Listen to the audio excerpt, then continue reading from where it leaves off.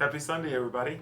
We're here for week 3 of Esther for such a time as this.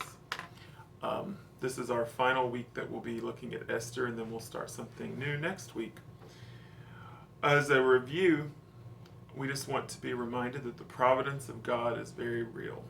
There is no doubt about it that the providence of God is real, it's important, and it is what controls and keeps everything going throughout our lives.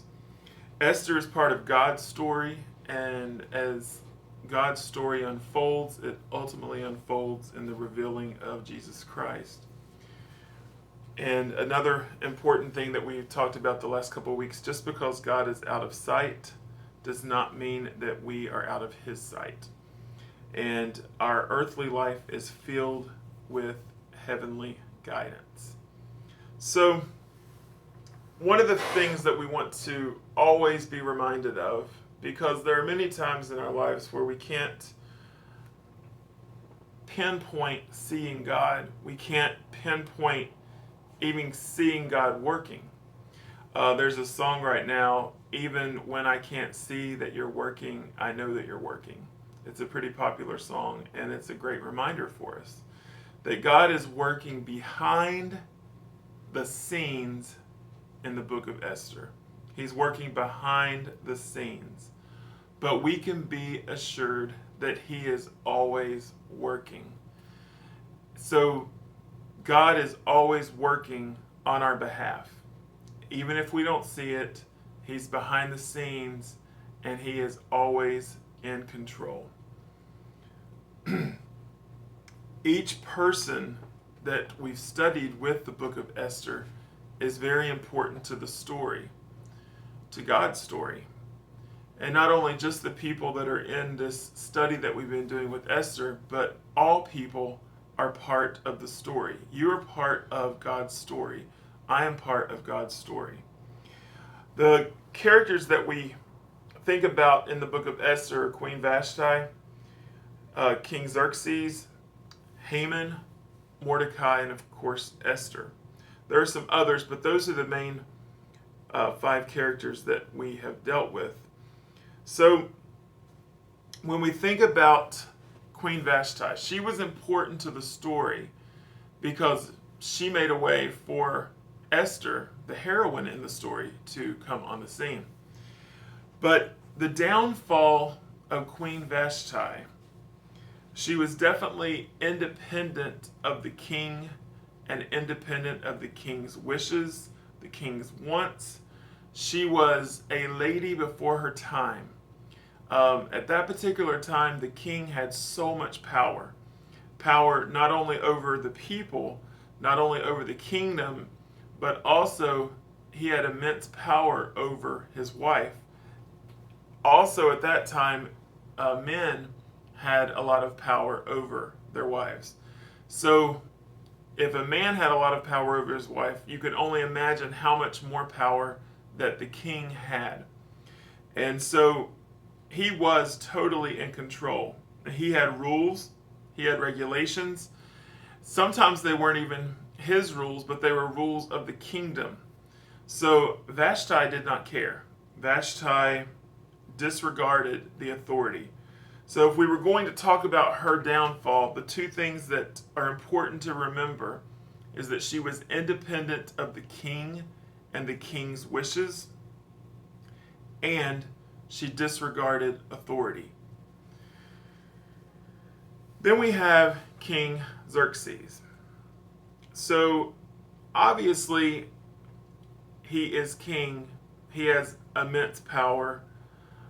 But as we know in politics, it is important to have the backing of the people. And he was politically driven. He had the backing of the people. He kept them happy. While he was still in control, he did things throughout his reign that made the people happy. His loyal subjects, he wanted them to be happy. He wanted them to be content, because he wanted to continue to be king. And we know in those days that it was very common that kings were overthrown, governments were destroyed, and different things happened that would threaten the kingdom.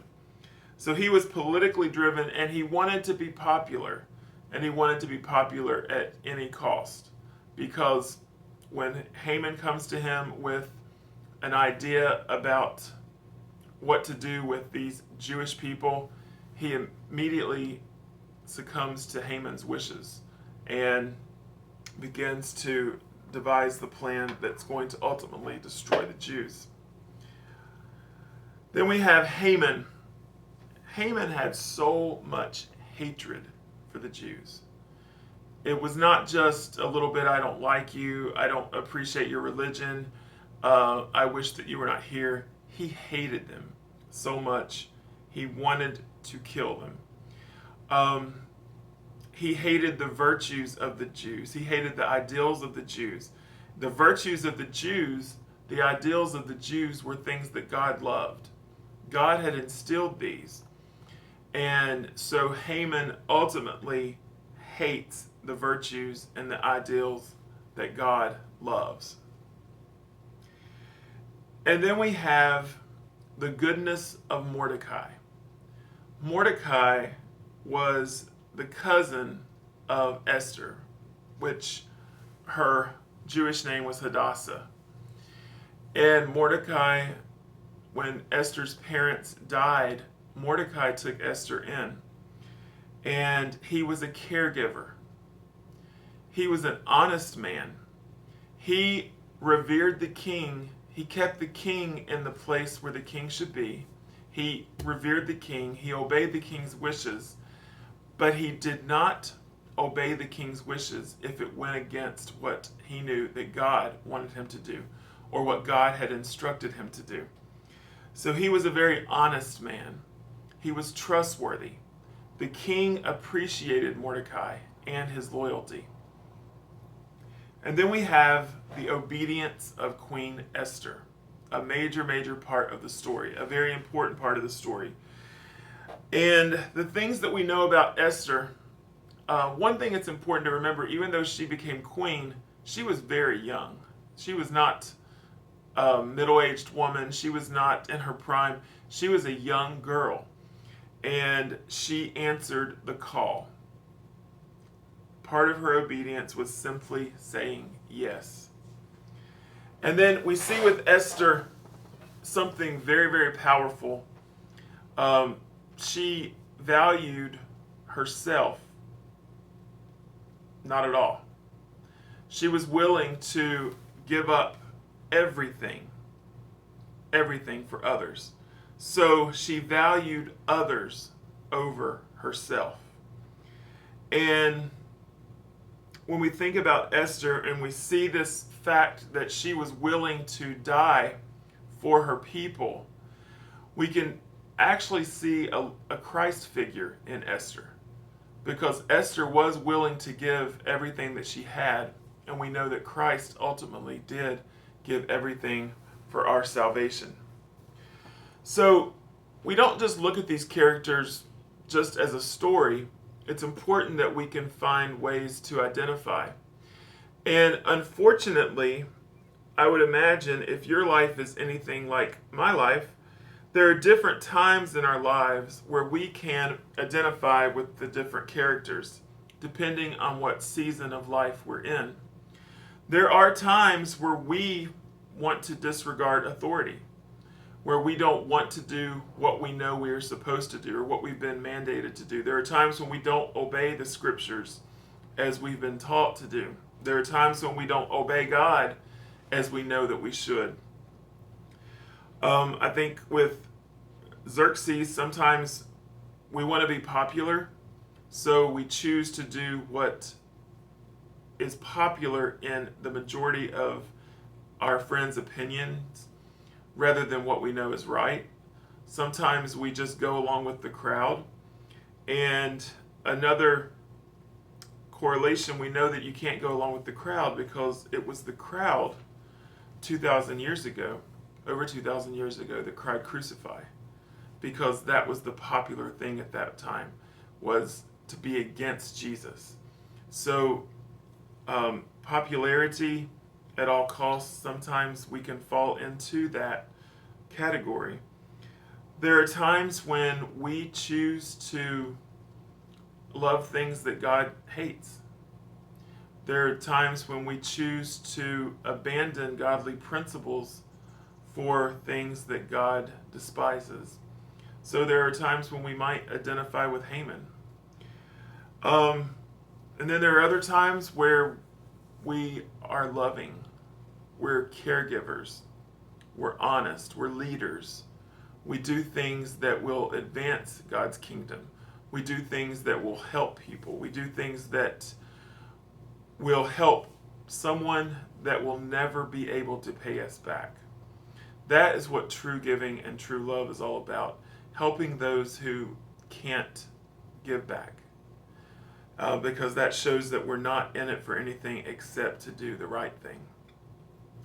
And then, of course, hopefully the majority of our life and our times, we can relate to Queen Esther, who answered the call, who was obedient to God, and who valued others over herself. So there are some lessons that we can learn from the book of Esther, and I'm going to go through these quickly because I have a little video clip to show you that it doesn't go through the whole story, but it's a really nice little modulation of what went on, and it's well done. So I wanted to show it to you. It's about 13 minutes, but before that, we'll look at the lessons. So God uses ordinary people to do extraordinary tasks. God uses ordinary people. Esther had an ordinary beginning. She did not come from money. She did not come from a lot of political power. She did not come from anything really that special. And she was just an ordinary girl who did an extraordinary task. Number two, beauty should not make us boastful. Beauty is something that God gives, and we must always be grateful and thankful to Him for beauty in our lives. Whether it be physical beauty or other types of beauty, we cannot be boastful. It's the same way when we do things for God.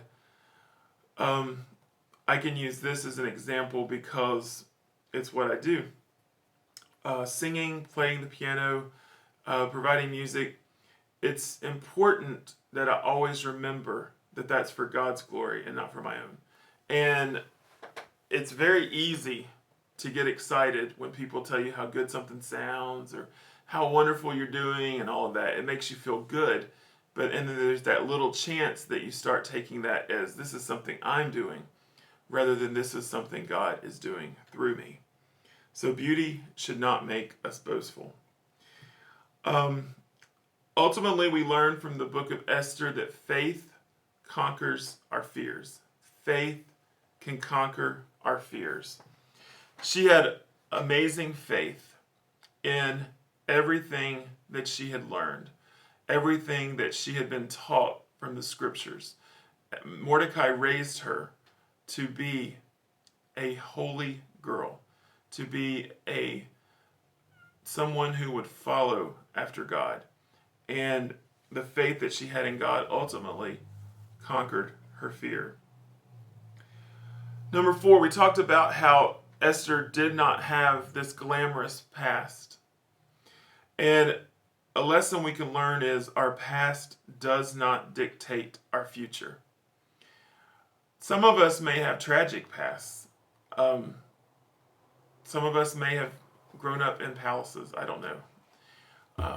If I'm talking to any princes or princesses right now. I know we're all princes and princesses in God's sight. But maybe you grew up in a palace. But not all of us did. Some of us may have had experiences in our childhood that were very shaking. Moments in life that would forever change who we are. And it's important to realize that those things are the past. And they don't dictate our future. A rocky past does not mean we have to have a rocky future. because we have an amazing God that takes that past, he can change it, and he can give us the bright future in Christ that we all need. God places mentors in our lives. I'm sure that you can think about people in your life that have been a mentor to you. Sometimes it can be a pastor, a Sunday school teacher, a youth leader, a friend, an older adult that helped mold you. Mentors come in all sizes, all shapes, all colors, all ages. It's just people that God puts in our lives that He gives them to us so that we can learn, so that we can be molded into the image of Christ. So mentors are very important.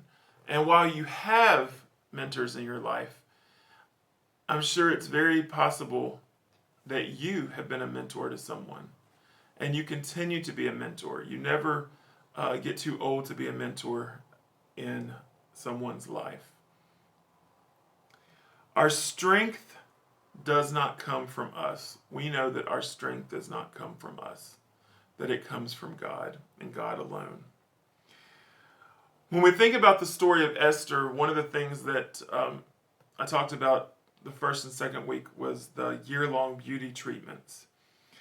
Well, just imagine being one of the ladies that was involved in this, and for a year they experienced these beauty treatments, but they're never allowed to go to the king.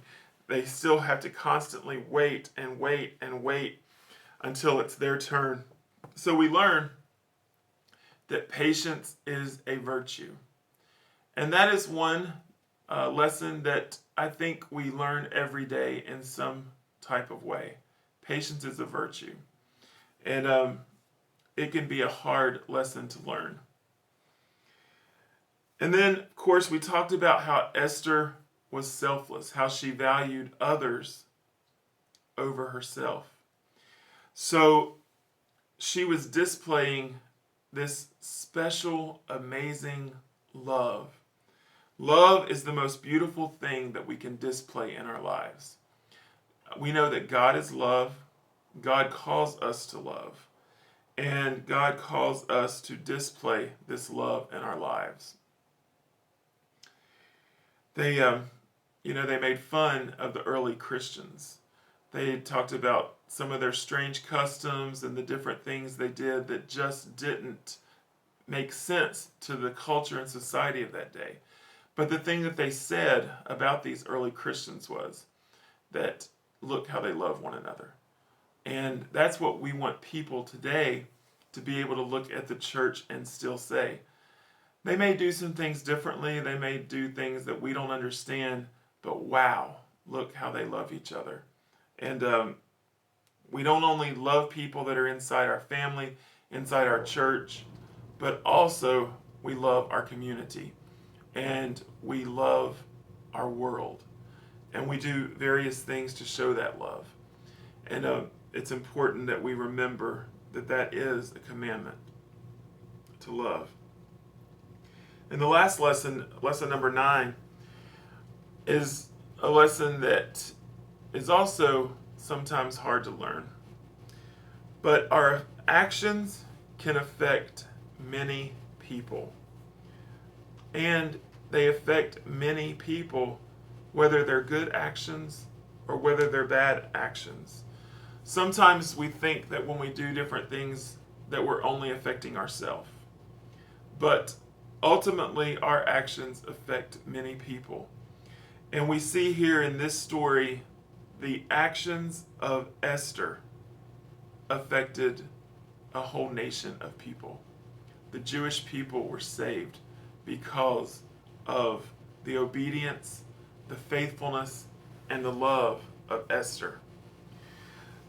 Our verse for the week continues to be Esther 4:14. It's a great verse. For if you remain silent at this time, relief and deliverance for the Jews will arise from another place. But you and your father's family will perish. And who knows but that you have come to your royal position for such a time as this. This is a 13-minute video clip, and it just sets a really neat backdrop for this whole story. It doesn't go through the whole story. You'll see where it stops. But it's really, I think it's a powerfully done video, and I wanted to share it with you.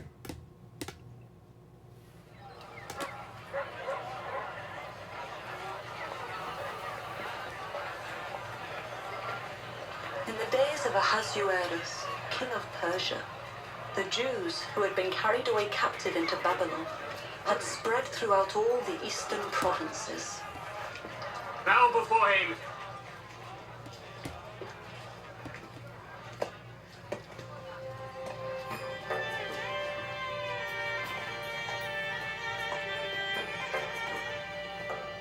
There were some in authority who hated the Jews, for they bowed to no man, but worshipped only their God, as did Mordecai.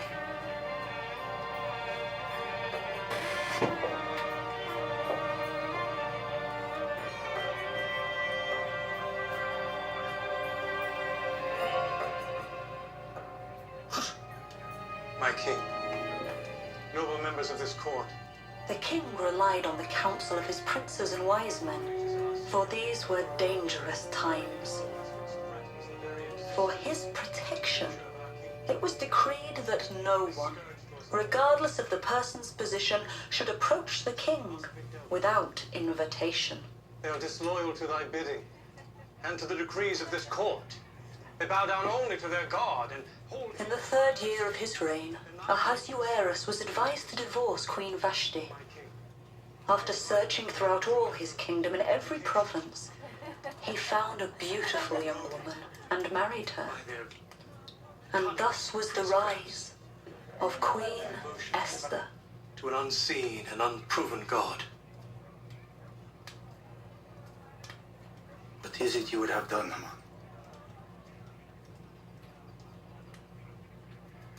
If it please the king, let it be written that all the Jews may be destroyed. The king knew not that his new queen, Esther, was a Jew.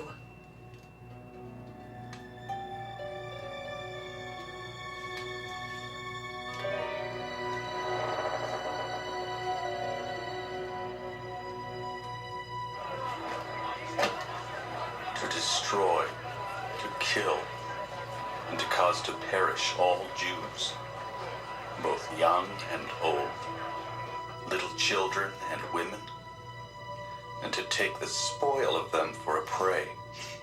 After Mordecai read the decree and perceived all that was done, he rent his clothes and dressed in sackcloth to mourn with all the Jews.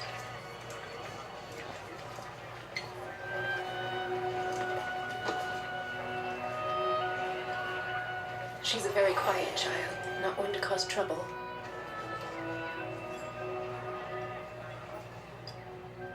Hello, Esther. Now, you're Mordecai? Her mother's closest kin? Her father's nephew. Esther is my cousin.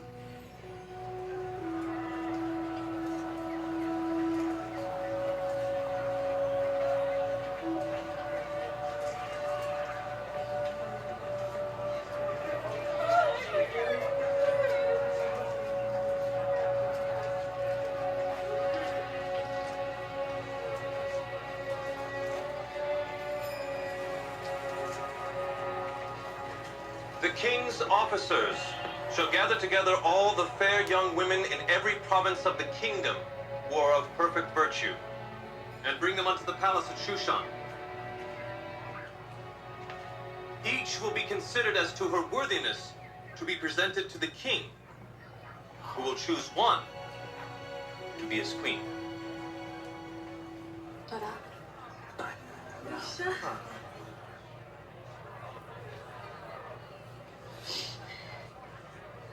Esther, time comes too quickly. I love you, Mordecai. I will miss you. I will look for you often beyond the gate. I will be there waiting. Mehuna! Mehuna! The husband! It may be wise to keep your lineage a secret.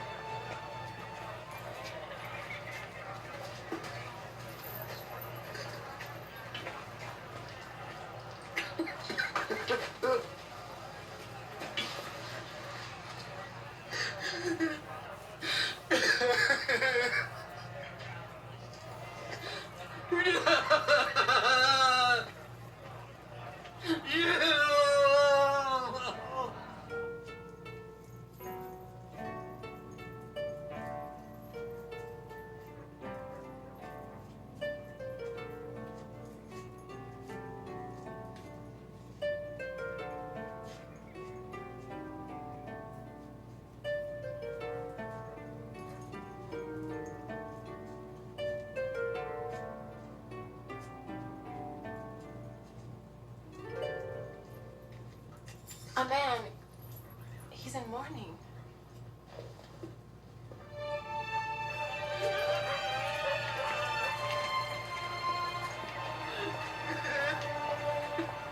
He sounds so sad. Perhaps he's lost something. Or someone. He must be a Jew. He's dressed as a Hebrew.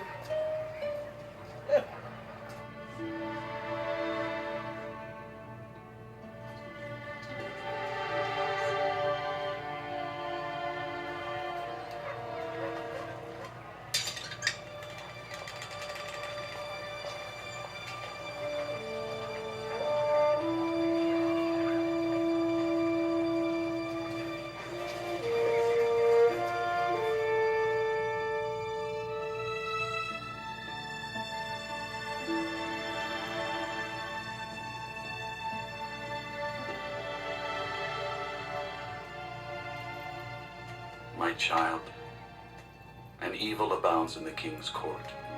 Haman hath won the king's heart and has offered a sum of money for the king's treasuries that he might destroy the Jews.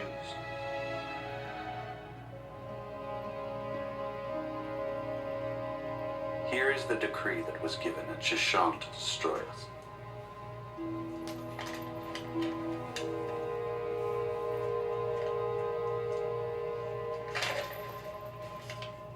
For the good of thy father's house, I charge thee to go in unto the king and make supplication unto him for thy people.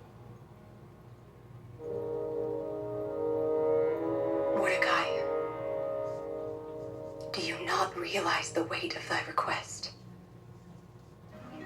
All the king's servants and the people of the king's provinces do know that whosoever shall come unto the king into the inner court, who is not called, will be put to death, except such to whom the king shall hold out the golden scepter. I have not been called to come in unto the king these 30 days.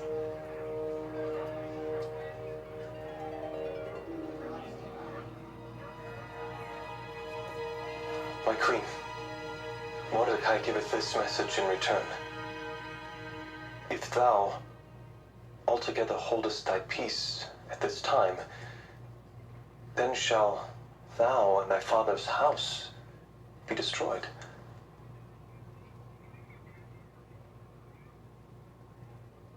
What doth he mean, thy father's house? Is that all? No. He hath said also, who knoweth whether thou art come to the kingdom for such a time as this?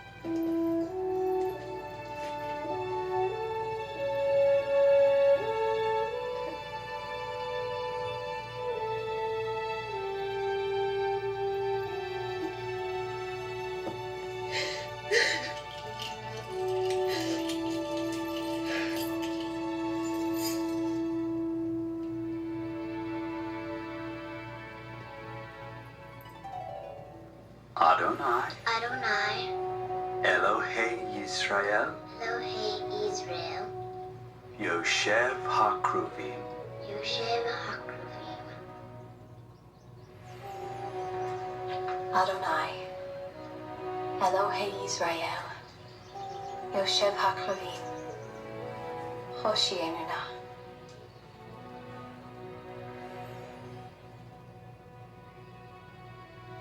You have been a good father to me. Each will be considered as to her worthiness to be presented to the king. Time comes too quickly. I will watch for you often beyond the king. I present Queen Esther. I charge thee to go in unto the king. Do you not realize the weight of thy request? Knoweth whether thou art come to the kingdom for such a time as this.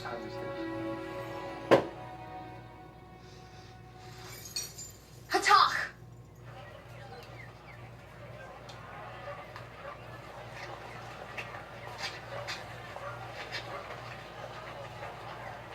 Mordecai, go. Gather together all the Jews that are present in the city, and fast ye for me. And neither eat nor drink 3 days, night or day. I also and my maidens will fast likewise. And so will I go in unto the king, which is not according to the law. And if I perish, I perish.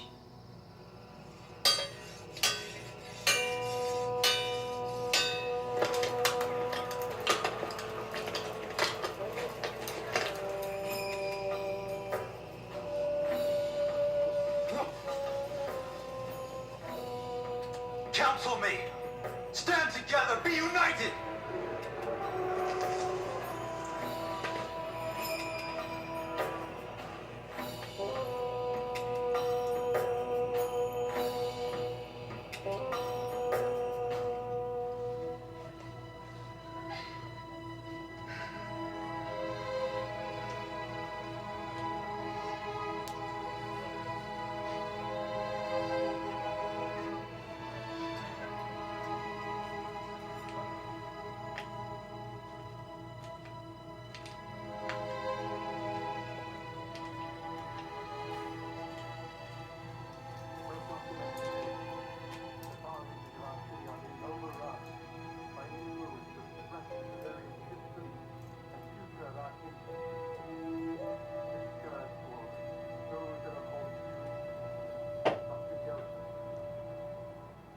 Loyal to thy bidding, to decrees set forth. They bow down only to their God, placing him above thy esteemed majesty and power. Enlightenment. Show it through.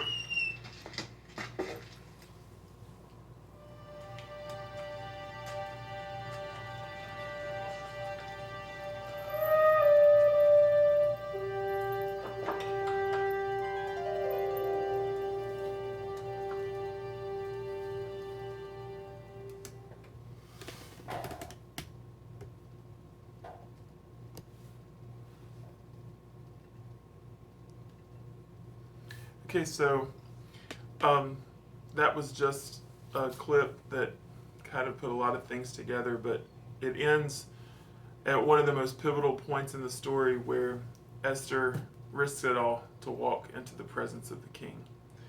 And ultimately we know that after a couple banquets that she invited the king to, ultimately he made sure that the Jewish people were saved. And Haman had been all along creating this horrible way to kill people, the gallows. And so ultimately in the story what happens, Haman is killed on those gallows.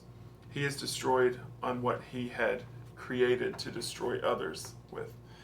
And what that kind of reminds us of is in Genesis chapter 50, verse 20, Joseph is talking and he says, "You intended to harm me, but God intended it for good, to accomplish what is now being done, the saving of many lives." And, you know, Haman was going to make sure the Jews were killed. And ultimately, what he was going to use for evil, God used for good, and Haman was taken out of the picture completely. And that's what happens in life. God can take our mistakes. He can take those that are in our lives that are bringing us down, that are not good examples. And if we allow him to, if we follow his word and we are obedient, he can take those out of our picture. And they don't have to be part of our story any longer. So a great reminder this week is you are here for a purpose. And as I said the first week, you are not here by accident. I'm not here by accident. We are all here for a purpose at this particular time and in this particular place. So just pray that God will reveal to you what his purpose is for you, because we all have a purpose. If we're still breathing, we have a purpose. So just continue to pray and ask for God's guidance and will to be done in your life. And I look forward to seeing you again next week with a new topic and new material to study. Have a great week.